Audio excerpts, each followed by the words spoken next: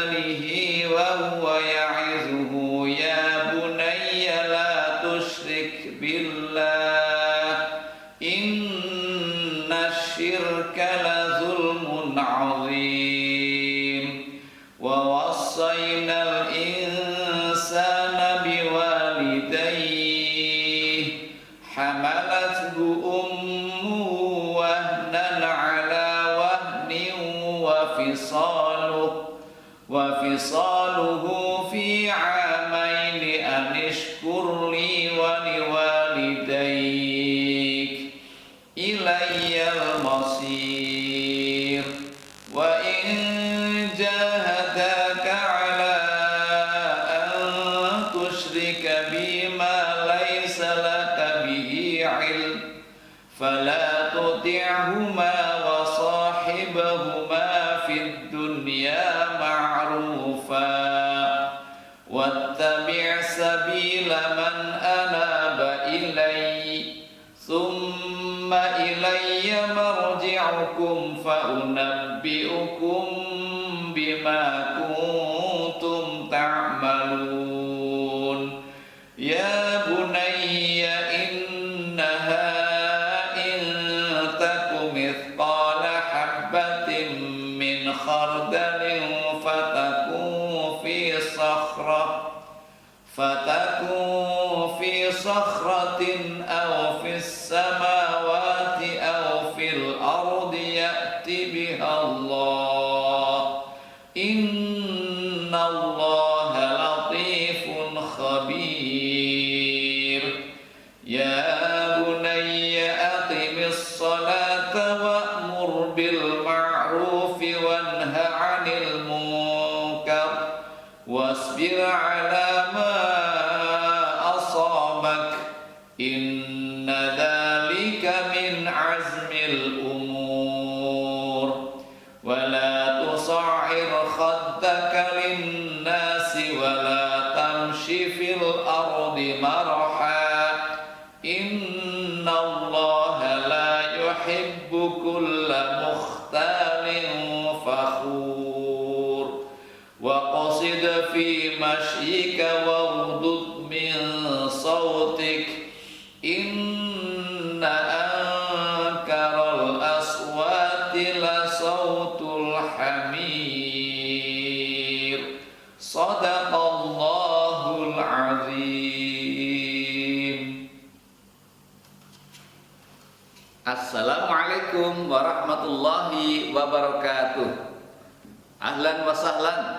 Selamat datang di pembelajaran online Pendidikan Agama Islam dan Budi Pekerti SD Budimya 2 grade 5. Anak, bagaimana kabar kalian? Semoga kalian sehat dan bahagia meskipun berada di rumah.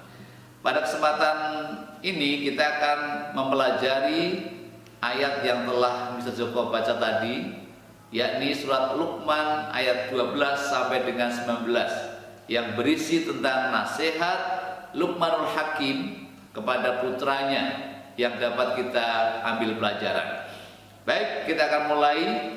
Paling tidak ada 10 ya, ada 10 nasihat yang bisa kita petik dari nasihat Luqmanul Hakim.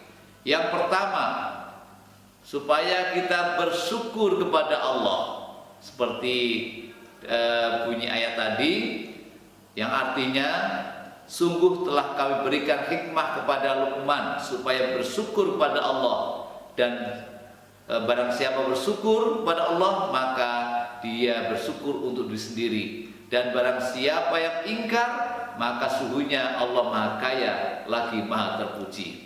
Jadi bersyukur pada Allah. Kenapa? Karena Allah sudah memberikan nikmat yang besar, yang banyak, yang tidak bisa kita hitung satu persatu. Kesehatan, umur panjang, rezeki, semuanya dari Allah. Maka sudah seharusnya kita bersyukur kepada Allah. Apa itu artinya bersyukur? Bersyukur adalah mengungkapkan terima kasih kepada Allah Subhanahu wa taala atas semua nikmat yang diberikan kepada kita. Nasihat kedua, janganlah kita berbuat syirik, menyekutukan Allah. Sebagaimana firman-Nya, Dan ingatlah ketika Luqman berkata kepada anaknya, ketika ia memberi pelajaran kepadanya, "Wahai anakku, janganlah engkau mempersekutukan Allah. Sesungguhnya mempersekutukan Allah itu adalah benar-benar dosa yang besar." Apakah menyekutukan Allah itu? Yakni menyerupakan sesuatu, menyerupakan makhluk ciptaan Allah dengan Allah. Seperti kalau kita memuja-muja matahari, seperti kita menyembah patung, seperti kalau kita menyembah pohon dan sebagainya, atau menyembah manusia yang mestinya yang hanya Allah saja yang disembah. Mengapa kita tidak boleh menyekutukan Allah? Karena tidak ada satu makhluk pun yang setara dengan Allah. Hanya Allah saja yang berhak disembah, hanya Allah saja yang berhak dipuja, tidak ada yang lain. Dan menyekutukan Allah itu adalah dosa yang sangat besar dan dosa yang tidak diampuni. Nasihat ketiga, supaya kita berbakti kepada kedua orang tua, sebagaimana firman-Nya, "Dan kami wasiatkan kepada manusia agar berbakti kepada kedua orang tuanya. Ibunya telah mengandungnya dalam keadaan lemah yang bertambah-tambah dan menyapihnya dalam usia 2 tahun. Bersyukurlah kepadaku dan kepada kedua orang tuamu. Hanya kepadakulah tempat kembalimu.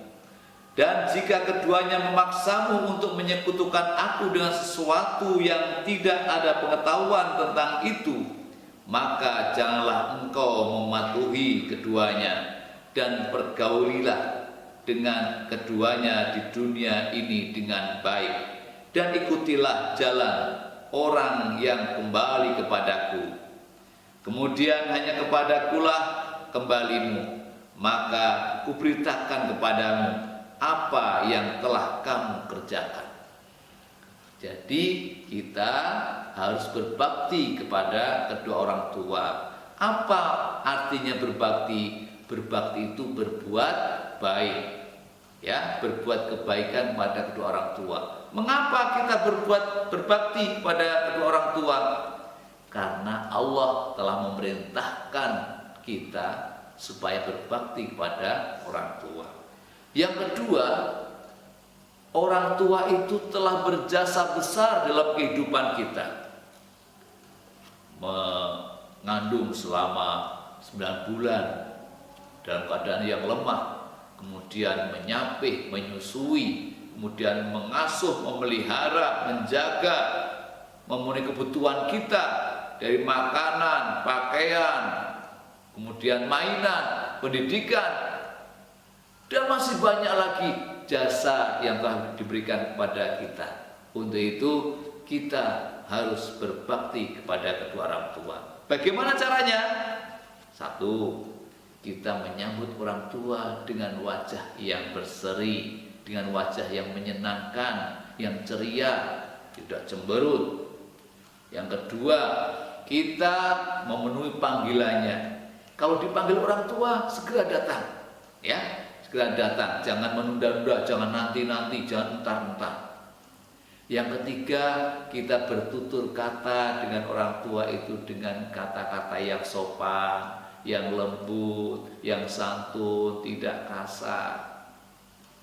Kemudian yang keempat, kita melaksanakan perintahnya. Kalau orang tua memerintahkan, kita lakukan dengan baik, kita lakukan dengan senang hati. Dan kita senantiasa mendoakan dalam setiap waktu, mendoakan kebaikan orang tua kita. Dalam sholat, setelah sholat, dalam berbagai kesempatan kita mendoakan orang tua. Sudah hafalkan kalian doanya? Bismillahirrahmanirrahim. Allahumma gfirli wali walidayya warhamhuma kama rabbayani shaghira. Artinya, ya Allah, ampunilah aku dan kedua orang tuaku, dan sayanglah mereka sebagaimana mereka telah menyayangi aku, telah mendidik aku, telah merawatku sejak kecil. Amin. Nasihat keempat dari Luqmanul Hakim adalah sadarlah bahwa setiap amal perbuatan kita itu dalam pengawasan Allah Subhanahu wa Ta'ala, dan Allah akan membalas setiap perbuatan yang kita lakukan. Sebagaimana firman-Nya, wahai anakku, sesungguhnya jika ada perbuatan seberat biji sawi berada di dalam batu atau di langit atau di bumi, niscaya Allah akan memberi balasan. Sesungguhnya Allah Maha Halus lagi Maha Mengetahui. Apapun perbuatan yang kita lakukan akan dilihat, diketahui oleh Allah dimanapun, entah itu yang baik atau yang buruk, apakah itu besar atau kecil, apakah itu berat atau ringan, apakah itu banyak atau sedikit, semua diketahui oleh Allah yang Maha Tahu, dan kelak semuanya akan dibalas oleh Allah, sehingga tidak ada seorang pun yang dapat menyembunyikan perbuatan buruknya. Maka marilah kita untuk tetap jujur, bicara apa adanya, berbuat yang baik-baik, karena semua itu akan dibalas oleh Allah Subhanahu wa Ta'ala. Berikutnya nasihat yang kelima sampai ke-8 itu termaktub dalam ayat ini. Allah berfirman, wahai anakku, dirikanlah sholat dan suruhlah mengerjakan yang baik, dan cegahlah dari kemungkaran, dan bersabarlah terhadap apa yang menimpamu. Sesungguhnya yang demikian itu termasuk hal-hal yang diutamakan. Ayat ini berisi nasihat yang kelima sampai ke-8. Yang kelima, supaya kita mendirikan sholat. Apa artinya mendirikan sholat? Yakni rajin melaksanakan sholat.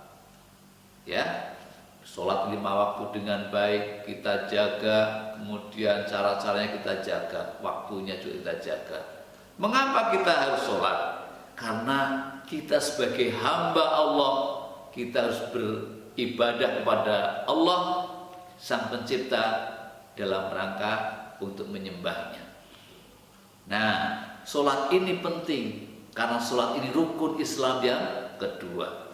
Sholat ini tiangnya agama.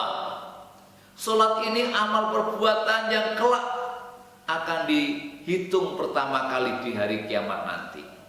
Maka jangan coba-coba, jangan sekali-kali kita untuk meninggalkan sholat. Pesan yang keenam,